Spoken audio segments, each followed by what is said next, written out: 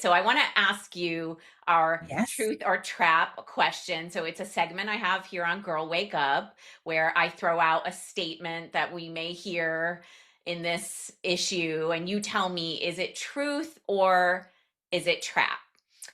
The more reasonable and flexible you are in family court, the better the outcome you'll get.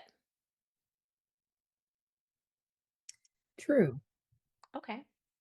And I say that because if you go in with an open mind and being open for considerations, right, of varying options, your outcome will actually be much greater than you think. And it doesn't mean that you're going to roll over. So there is a difference. Hmm. But yes, the more open and flexibility within boundaries and limits, you could end up with a result that is much greater than what you anticipated. Right. And I think you hit the nail on the head within limits and boundaries. If you're dealing with someone who's Yes, pushing that and trying to take advantage of you, that's a different story, right? correct. That's right. That's right. Okay. So I have a listener letter from someone in my support group who knew you were coming on the podcast. And she writes, "Hi, Amy and Kimberly. I went into my divorce thinking family court would help protect me and my kids if I just told the truth about what had been happening at home. Instead, I feel like I'm the one being scrutinized while my ex keeps twisting the story and acting calm in public. He has more money, a bulldog attorney, and somehow I keep leaving court feeling like I'm the problem.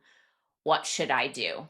What do you tell someone like that who is already enmeshed in litigation? Yeah. So there are a couple of things here, right? First and foremost, you know your spouse best, which Hmm. means that you've got to play that to your advantage. But in doing that, they also know you. And Hmm. so one way to be strategic is to think about what are they going to assume, right, Hmm. that I'm going to do or how I'm going to react. And then change that reaction, right? Hmm. So it's really about controlling the narrative that you can control Hmm. because that's going to help kind of turn the tide. The other thing is, we often hear people and they're like, I've just been telling the truth but telling the truth and framing it in a way that the court gets it, the guardian ad litem or child representative gets it. And by gets it, meaning it's not structured in I'm not whining, I'm not being antagonistic, but, and this is the key, and this is where people lose sight of things. It also can't always be shrouded in they're the worst human and I'm the Right. best. Yes, yes. There has to be a framing of here are the challenges that we are facing and here's what's happening over there and here's my end of it, because what happens oftentimes, and this is maybe sounds like what her spouse is able to do, he has figured out, right, if I just stand here and look like I'm doing nothing, right, and I'm Hmm. kind of the whipping boy, so to speak, right, she's constantly berating me or saying all of the terrible things. At some point a court's gonna say, that might be an exaggeration. He can't be all that bad, Right, right? right. So you have to reframe it and you have to be able to demonstrate that here's what's happening, right? Here's how I've been reacting and how I've involved, and here is how he is reacting. In terms of having a bulldog attorney, it's also key and really important, and I understand resources can change some things, but having a good lawyer doesn't mean the most expensive lawyer. You need Exactly. somebody who is going to be responsive and attentive, but somebody who can ensure that what you are trying to get across to the court is done in a credible way and done in the right way. So it sounds like maybe either shifting to get a new lawyer who can kind of help do that, or to rethink the strategy that they're taking at this point. sometimes it's okay to change lawyers. Not every lawyer, Absolutely. is And the right fit at the right right. time. I just did a video on social media recently about the dangers of hiring a shark attorney, Oh, right? Kimberly, I see yes. that in so many moms groups in my area. Like, I need a shark, I need a shark. And it is the biggest mistake. And the other thing I want to add to what you said is I just helped a client the other day draft a letter to the judge that she needed to write. And I said, make it about your children, right? It's less Yes. about you, but that makes it Yes. more neutral. I care about the effect on the children, the best interests of the child. And then you're less likely to have your story twisted around as you are the culprit. She's selfish. That's She just right. wants to live in this big house, for herself. No, it's about stability for my children, for example, That's right. right? That's right. You have to frame it. You have to frame things in a way where it really is this, it's not about me.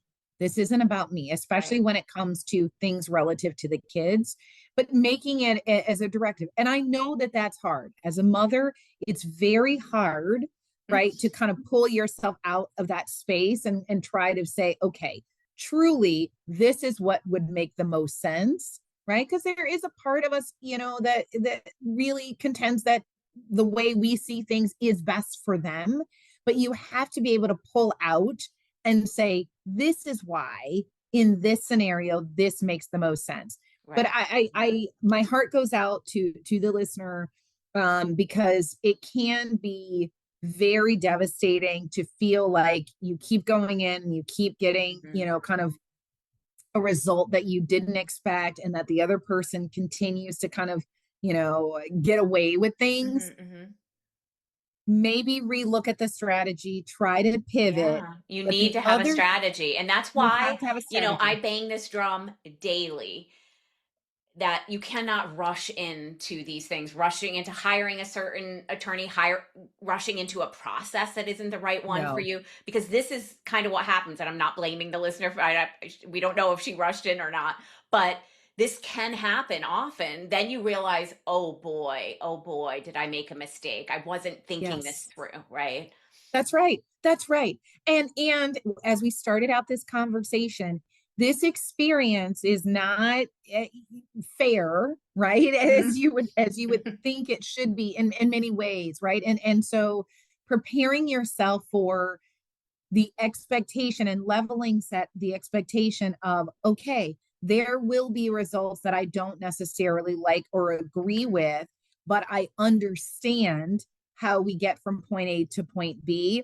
But one of the things I was also going to say, I don't ever like to frame divorce as, positional or war, but the only kind of metaphor that really works is sometimes people need to win the battle so that you can win the war. And Yes, I sometimes with say that clients, often. I say I that often to do. clients. I Yeah. tell my clients a lot, it's fine. If they felt like he won this today and he's riding high, we've got the long game here, right? Like just stay Right. with And, me on this. I'd say 95% of my clients are dealing with people who have narcissistic personality traits, and they need to Yes. feel like they won. So, if you Yes. have to pretend you want the boat or the expensive grill or whatever it is when you really don't, and you let go of it and they feel like they won, then that's going to Great. help you strategically, You right? strategically, your spouse, use that, right? Use that information, think it through, and really prepare yourself for this strategy that is, Mhm. the divorce process. That's a great spot to end. And thank you so much, Kimberly.